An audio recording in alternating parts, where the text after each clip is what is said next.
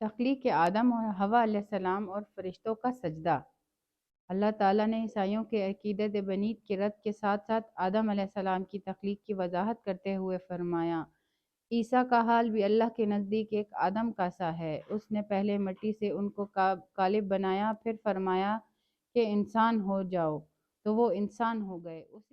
اسی طرح اللہ تعالیٰ نے سورہ ہجر میں حضرت آدم علیہ السلام اور جنوں کی تخلیق کا تذکرہ کرتے ہوئے فرمایا، نیز ابلیس کے سجدے سے انکار کرنے کے بعد اس پر لعنت کی۔ ابلیس نے لعنتی قرار پانے پر بنی آدم کی دشمنی کا اعلان کر دیا اور اللہ تعالیٰ سے تا قیامت تک کی مہلت طلب کی۔ اس واقعہ کا بیان کرتے ہوئے اللہ تعالیٰ نے فرمایا، اور ہم نے انسان کو کھنکھناتی سڑے ہوئے گارے سے پیدا کیا اور جنہوں نے اس سے پہلے بے دھوئیں کی آگ سے پیدا کیا تھا، اور جب تمہارے پروردگار نے فرشتوں سے فرمایا کہ میں کھنکھناتے سڑے ہوئے گارے سے ایک بشر بنانے والا ہوں، تو جب میں اس کو صورت انسانیت میں درست کر لوں تو اس میں اپنی بے بہا چیز یعنی روح پھونک دوں گا، تو اس کے آگے سجدے میں گر پڑے۔ تو فرشتوں نے سب کے سب سجدے میں گر پڑے مگر ابلیس نے سجدہ کرنے والوں کے ساتھ سے انکار کر دیا۔ اللہ تعالیٰ نے فرمایا کہ ابلیس، تجھے کیا ہوا کہ تو نے سجدہ کرنے والوں میں شامل نہ ہوا؟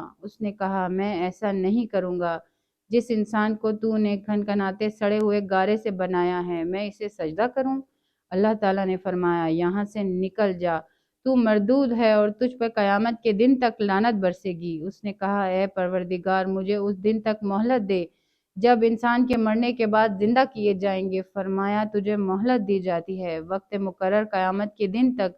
اس نے کہا، پروردگار، جیسا تو نے مجھے راستے سے الگ کیا ہے، میں زمین میں لوگوں کے لیے گناہوں کا راستہ دکھاؤں گا اور سب کو بہکاؤں گا۔ ہاں، اس وقت جو تیرے مخلص بندے ہیں ان پر قابو پانا مشکل ہے۔ اللہ تعالیٰ نے فرمایا، مجھ تک پہنچانے کا سیدھا راستہ ہے۔ جو میرے مخلص بندے ہیں ان پر تجھے کچھ قدرت حاصل نہیں کہ ان کو گناہ میں ڈال سکے۔ ہاں، گمراہوں میں جو تیرے پیچھے چل پڑے ہیں ان کے سب وعدے کی جہنم میں ہیں۔ ان کے 7 دروازے ہیں اور ایک دروازے کے لیے ان میں سے جماعتیں تقسیم کر دی جائیں گی۔